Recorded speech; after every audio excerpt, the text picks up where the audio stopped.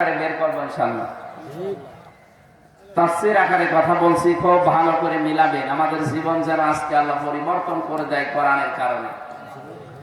জবান খুলে পড়েন আউযু বিল্লাহি মিনাশ শাইতানির রাজীম।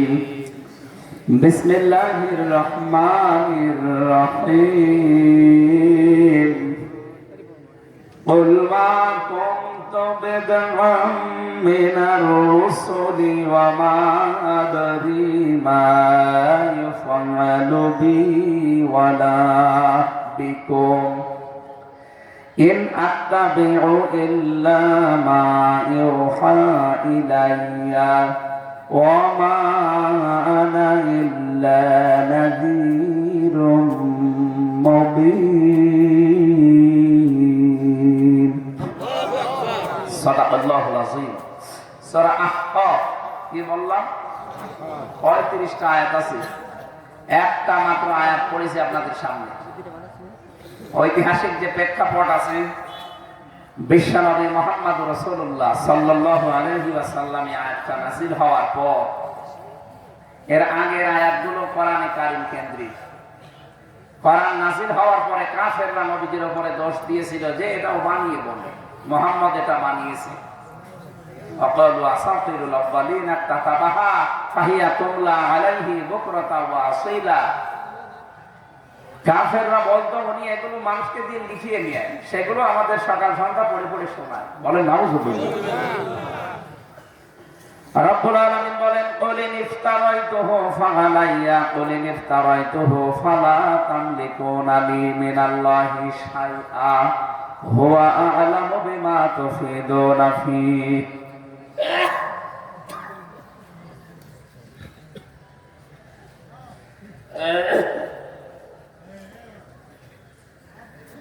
আল্লাহ রাব্বুল আলামিন বলেন নবী আপনি বলুন, আমি যদি এগুলো বানিয়ে বলতাম তোমাদের সামনে তাহলে আল্লাহর কাছ থেকে আমাকে বাঁচানোর মতো কারো ক্ষমতা ছিল না। ওয়ালাউ তাকাব্বালা আলাইনা বা'দাল আকাবিল লা আখাযনা মিনহু বিল ইয়ামিন সুম্মা লাকাতানা মিনহুল ওয়াতিন। 44, 45, 46 নাম্বার আয়াত সূরা হাক্কাতের। রব্বুল আলামিন বলেন আমি যে কোরআনে কারীম নবীজির কাছে দিয়েছি, আমার নবী যদি নিজের কোন কথা এর ভেতরে আমার নামে চালিয়ে দিত, আমি নিজে আমার ডান হাত দিয়ে নবীজিকে চেপে ধরতাম আর তার কণ্ঠ নালী কেটে ফেলে দিতাম। এখানে বাংলা অর্থ একটা বিভিন্ন তাফসিরে হয়তো ভুল মিস্টেক আছে, ভুল বলবো না, মিস্টেক হয়ে গেছে। লা আখাযনা, এখানে আলেম আছে অনেক। লা আখাযনা মিনহু বিল ইয়ামিন। আল্লাহ বলেন অবশ্যই আমি ধরতাম মিনহু তাকে, বিল ইয়ামিন বি মানে দ্বারা, দিয়ে কর্তৃক, ইয়ামিন মানে ডান হাত। এখানে ফাইল সরাসরি কে? কর্তা আল্লাহ নিজে। আল্লাহ বলেন আমি ধরতাম আমার ডান হাত দিয়ে, নবীর ডান হাত ধরতাম, এই কথা এখানে নেই, কিন্তু বাংলায় এটা লেখা আছে। এজন্য যারা পড়বেন, আমরা মনে হয় সামনে যারা সিলেবাস ভুক্ত আলেম তারা ভুল করে, চিন্তা ভাবনা করে পড়বেন। মাওলানা মামুনুল হক হাফিজাহুল্লাহ জেলখানার ভেতরে আমি ওনার কাছে এটা জিজ্ঞাসা করি। এর আগে আমি জানতাম, ওনার কাছে আরো ক্লিয়ার হয়েছিল। ওনার কাছে পুরা আরবি গ্রামার আমি আবার ঝালাই করেছিলাম ভেতরে, পুরাটা একেবারে সেই কায়দা নিজামুল সাহেব থেকে শুরু করে কাফিয়া পর্যন্ত, এগুলোই তো গ্রামারের কিতাব, সরেজামি পর্যন্ত, কাফিয়া পর্যন্ত ওনার কাছে আমি একেবারে সিলেবাস করে করে, কারণ কাজ নেই 24 ঘন্টা তালা মারা, কি করবো। ওনারে পেয়েছিলাম আর মাওলানা শাখাওয়াত হোসেন রাজি হাফিজাহুল্লাহ, দুইজনেই ভালো, আরবি গ্রামারে অনেক দক্ষ। আমিও কওমি মাদ্রাসায় পড়েছিলাম, কিন্তু আমি ভুলে গিয়েছিলাম। আলিয়া মাদ্রাসা এবং বিশ্ববিদ্যালয়ে যাবার পরে এইদিকে আর প্রাণ ছিল না।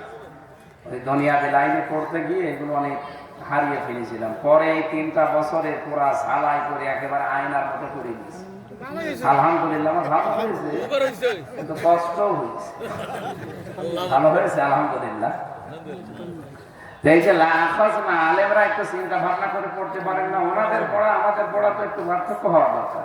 আল্লাহ বলেন আমি ধরতাম, নবীর হাত না, আমি নিজের হাত দিয়ে ধরতাম, বিল ইয়ামিন, আমার ডান হাত দিয়ে ধরতাম। বলেন তো ডান হাতে আল্লাহ নাম না দিয়ে যদি বিশ্বমাল দিতে যে আমি বাম হাত দিয়ে ধরতাম, আল্লাহর বাম হাতে শক্তি নেই? বাম হাতে থাপ্পড় খেয়েছেন আল্লাহ, সোনামি আসে না মাঝে মাঝে, এক থাপ্পড়ে 2 লাখ 2.5 লাখ সব দুনিয়া থেকে বিদায় করে দেয়। আল্লাহ ডান হাতেও শক্তি আছে, বাম হাতেও আছে, মানে ডান হাতের নাম দিলেন কেন? ডান হাতের নাম দিয়েছেন এই কারণে যে আমরা সচরাচর যে উদাহরণ দিলে বুঝি ভালো, আপনি দেখবেন কোরআনে আল্লাহ ওই রকম উদাহরণ বেশি দিয়েছে। আমরা যেহেতু জানি যে কোনো জিনিস শক্ত করে ধরতে হলে বাম হাত না ডান হাত দিয়ে ধরা লাগবে, যদিও আল্লাহ 2 হাতেই শক্তি আছে। আল্লাহ বলেন আমি ডান হাতটার কথা দিলাম, মানুষ যেন সহজে বোঝে যে আমি ডান হাত দিয়ে তার মানে শক্ত করে ধরতাম। লাআখাযনা মিনহু বিল ইয়ামিন, আমার ডান হাত দিয়ে নবীকে আমি চেপে ধরতাম। সুম্মা লাকাতানা মিনহুল ওয়াতিন, এবং যেটা দিয়ে কথা বলে ওই কণ্ঠনালী আমি কেটে ফেলে দিতাম। ফামা মিনকুম মিন আহাদিন আনহু হাজিজিন, কেউ নেই আমার কাছ থেকে নবীকে বাঁচানোর কোনো ক্ষমতা কারণে। এত বড় কঠিন কথা আল্লাহ কোরআনের ব্যাপারে দিলেন, আর তোমরা বানিয়ে বানিয়ে আমার নামে এই কথাগুলো চালাও যে আমি তোমাদের বানিয়ে শোনাই, আমাকে কেউ লিখে দেয়। ওয়া আ'লামু বিমা তুফিদুনা ফি, যেগুলো বলছো বানিয়ে এটা সবচেয়ে ভালো জানে আমার আল্লাহ। কাফা বিহি শাহিদাম বাইনি ওয়া বাইনাকুম ওয়া হুয়াল গফুরুর রহিম, তোমাদের জন্য আমাদের মাঝে দুইজনের মাঝে সাক্ষী হিসাবে যথেষ্ট আমার আল্লাহ। আবুল মুরসালিন, তিনি খাতামান নবীন, তিনি রাহমাতুল লিল আলামিন। এই 3টা বিখ্যাত উপাধি তার। যত নবী এবং রাসূল এসেছেন কাউকে এই 3টা উপাধির একটাও দেন নাই। তারপরে কথা আছে, এখন নবী অনন্য বৈশিষ্ট্য কেমন জানতে মন চায়। সাহাবিন, তাবিন, তাবে তাবিন, উম্মাহাতুল মুমিনিন, আইম্মে মুজতাহিদিন, আইম্মে শরীয়ত, আইম্মে তরিকত, সালফি সালিহিন, উলামায়ে মুতাকাদ্দিমিন মুতাআখিরিন, মুফাসসিরিন কেরাম, মুফতিয়ানে আযম, সবাই মিলে একমত হয়ে গেল নবীর সম্পর্কে জানতে চাও শুনে যাও। 1,24,000 বলো আর 2,24,000 বলো, সকল নবী এবং রাসূল মিলে যা আমার নবীজি একা ইতা। ইউসুফ নবীর সৌন্দর্য আমার নবীর মাঝে আছে নাকি নাই? সুলাইমান নবীর রাজত্ব আমার নবীর আছে নাকি নাই? দাউদ নবীর সুন্দর কণ্ঠ আমার নবীর আছে নাকি নাই? মুসলমান, এই নবী তোমার আমার নবী। এই নবী করিম সাল্লাল্লাহু আলাইহি ওয়াসাল্লাম 1,500 বছর আগে এসে অন্ধকার থেকে মানুষকে আলোতে নিয়ে এসেছেন, গোমরাহি থেকে হেদায়েতে নিয়ে এসেছেন, কুফর থেকে ইসলামে নিয়ে এসেছেন। বলেন সুবহানাল্লাহ। সকল বক্তা যারা আলোচনা করেন সকলেরই ওয়াজের কিছু নিয়ম কানুন আছে। আমি ভুলে গেছিলাম, আমার বলতে মনে নাই। আমার মাহফিলের একটা নিয়ম হলো এই মাহফিল থেকে কেউ উঠা যাবে না। এই যে ওই ছেলেটা হাঁটতেছে তাহলে 2 জনে জাতা দিয়া যেটা বসাই দেন, বসান। হ্যাঁ এইভাবে, হ্যাঁ এইভাবেই বসাইতে হয়। একটা লুকো মাঝে দিয়ে হাঁটবেন না। আমি তো ওয়াজ শুরু করি নাই, আপনি যদি এখনই কাঁপাকাঁপি শুরু হয়ে যায় তাহলে সর্বনাশ। এখনো তো প্রশ্নই হাতে দেওয়া হয় নাই, এখনই কাঁপাকাঁপি শুরু করলে হবে না। তো ধৈর্য ধরে সবর ইখতিয়ার করে বসতে হবে। মনে করেন না সামান্য একটু পরে সাইডে দিতে আসি, কয়েক ঘন্টা লেট হবে ইনশাআল্লাহ। সমস্যা নাই তো? সভাপতি হুজুরের বোধহয় হুঁশ নাই, কইতাছে হইছে কাম। কয়েক ঘন্টা মিলে তেলে বোধহয় আর যাওয়া যাবি হবে না। ফোন করে জানাই দেন যাইতে দেরি হইব। মারহাবা বলেন, জোরে বলেন মারহাবা। সভাপতি হুজুরের চেয়ারটা আমার দিকে একটু ঘুরাইয়া দেন, কোনাকুনি যেন আমি তাকায় দেখলে ওনার এই সুন্দর নুরানি চেহারাটা যেন দেখি। বুঝেন নাই বোধহয়? চেয়ারটা ওই দিকে একটু ঘুরাই দেন, পেছনটা এই সুবিধা হয়েছে না এখন? আমিও দেখি, আপনি আমার অবশ্যই আপনি দেখতে চান না আমাদের, ঠিক আছে? যখনই মন চাই চাইয়েন, হ্যাঁ অসুবিধা নেই।